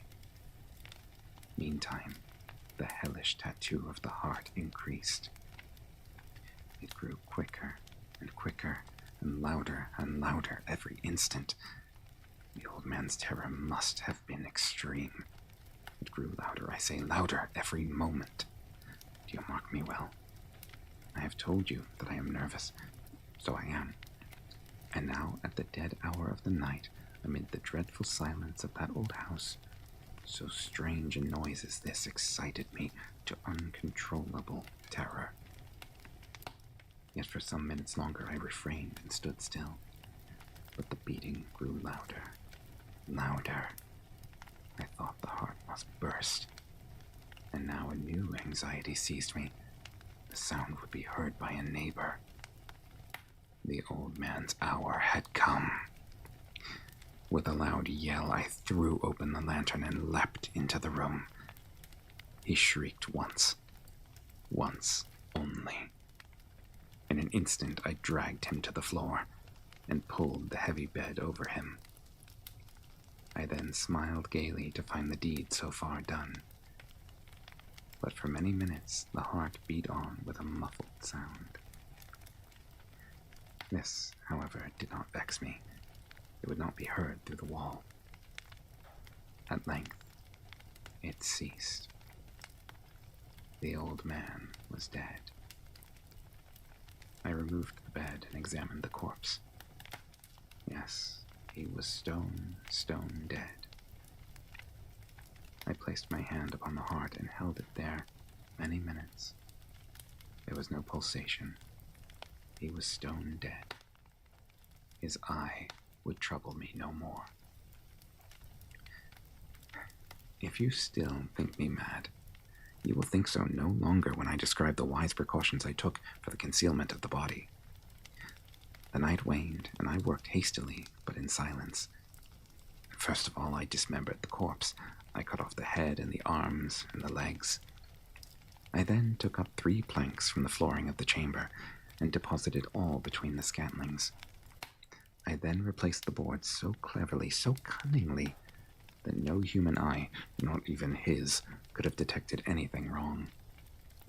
There was nothing to wash out, no stain of any kind, no blood spot whatsoever. I had been too wary for that. A tub had caught all.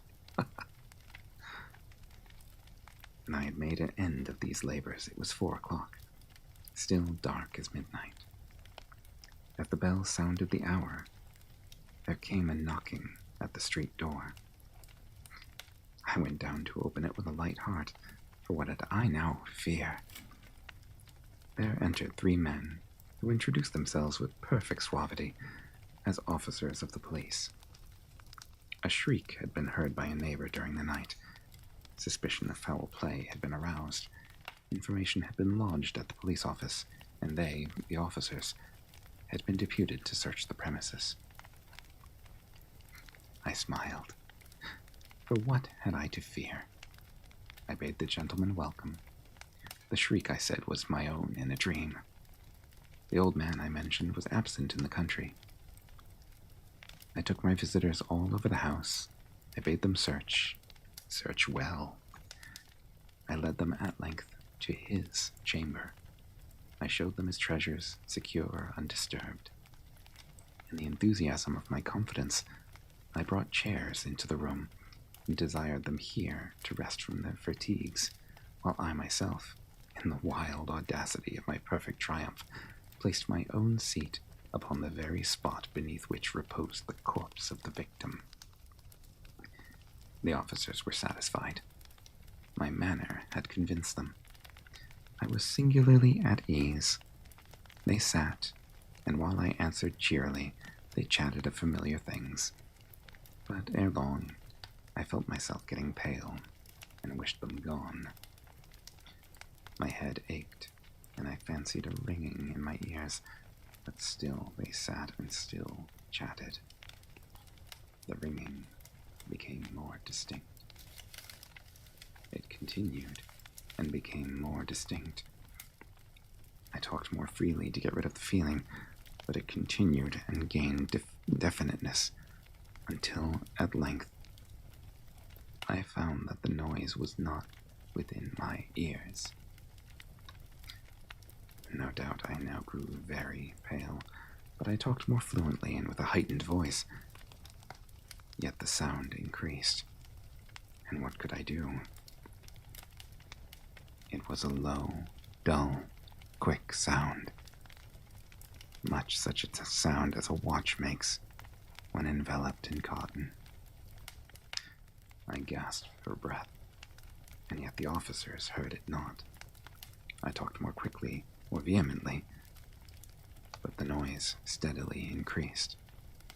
I arose and argued about trifles in a high key and with violent gesticulations, but the noise steadily increased. Why would they not be gone? I paced the floor to and fro with heavy strides, as if excited to fury by the observations of the men, but the noise steadily increased. Oh God, what could I do? I foamed, I raved, I swore. I swung the chair upon which I had been sitting and grated it upon the boards, but the noise arose over all and continually increased. It grew louder, louder, louder, and still the men chatted pleasantly and smiled. Was it possible they heard not? Almighty God, no, they heard, they suspected, they knew. They were making a mockery of my horror. This I thought, and this I think. But anything was better than this agony. Anything was more tolerable than this derision. I could bear these hypocritical smiles no longer. I felt that I must scream or die. And now, again, hark, louder, louder, louder, louder. Villains, I shrieked. Dissemble no more. I admit the deed. Tear up the planks. Here, here. It is the beating of his hideous heart. And that was The Telltale Heart by Edgar Allan Poe.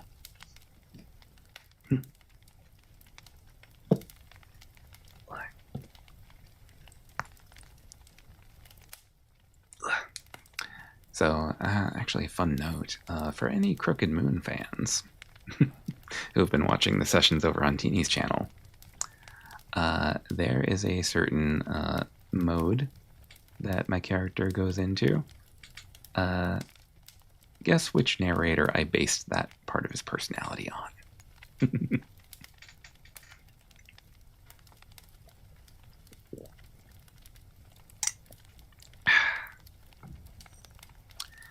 Okay. Well, my throat is starting to yell at me a little bit because I've been reading for 2 straight hours. But yeah, I had a lot of fun doing this. I hope you guys enjoyed the stories. I hope my voice sounded okay too. Like I said at the beginning of stream, I do have a new microphone because I noticed that my old one, the sound quality was not what it used to be. So the Blue Yeti has been retired. It's been replaced by a different mic. So hopefully, actually, I'm going to be putting some sound absorbing panels up on the walls around me to make the sound a little bit better, and possibly think about doing some audiobook content and some ASMR stuff. Yeah. So if y'all are interested in that kind of thing, of course. So yeah. Let's see. Who is on right now?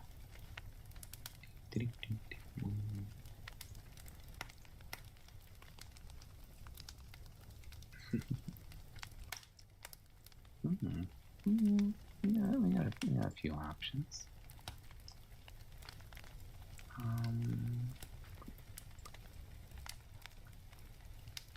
I mean, we do have our regular usual raid targets who are on right now, doing Halloween streaming and such. Might be kind of fun to raid somebody new though. There's someone I've meant to raid, and they are playing one of my favorite games. That could be interesting. Yeah, so definitely this is going to be an enormous change of tone in streams from one streamer to another, because the streams that I've sat in for them tend to be much more lively. So let's see. Let's just make sure they're not like near the end of stream first before I do anything.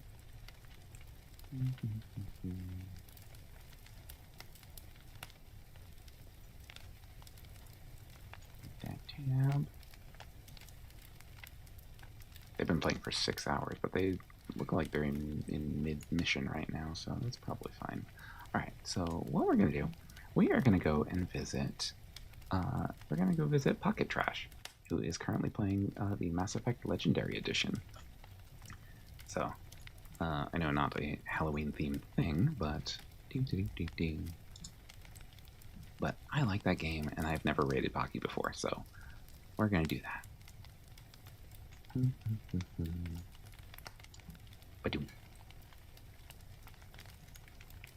So that is there.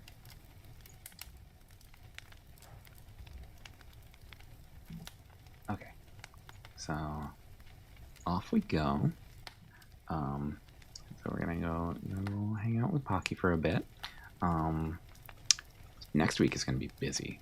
So on Sunday, there's going to be another installment of Dark Heresy, where we do a little kind of like in-between chapters kind of catch-up thing. And then start on the next big chapter where there'll be gardening adventures with the Ogren group. So that'll be fun. And then Monday, I believe I'm probably going to play some Monster Hunter, or maybe some Space Marine. I'll probably save Space Marine for later. So I'll probably go with Monster Hunter on Monday. Then Wednesday, of course, another installment of Crooked Moon, where you get to see us face the consequences of our actions from last week, or last session. And then on Friday, there is a... Oh, hello, Maya. We're getting ready to raid. How's it going?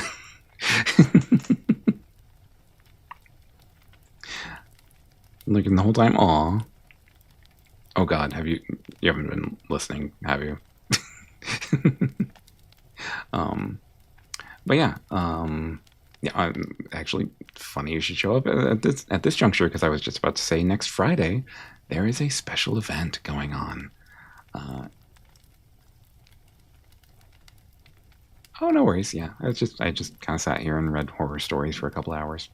But yeah, next Friday there will be a very special little event. As if you've been following my Twitters, you may know I have officially joined the group Vilisium, along with Maya and Teeny.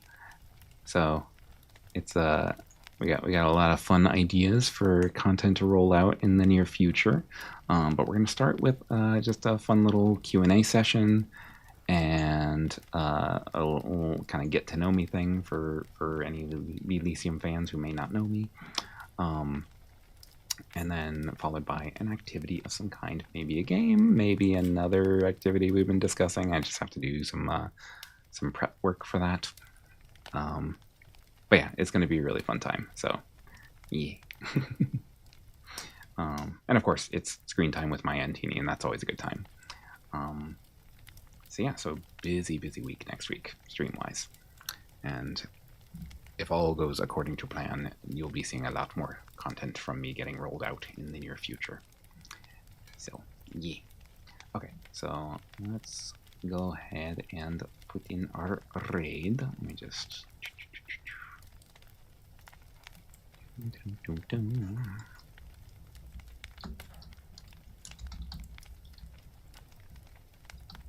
Okay, so off we go to watch a little bit of Mass Effect.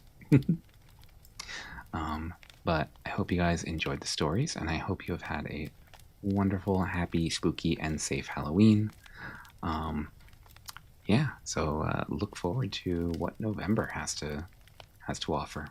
All right, that's gonna do it for me, guys. So be good out there, be kind, and I will see you in the next chapter. Bye for now, travelers.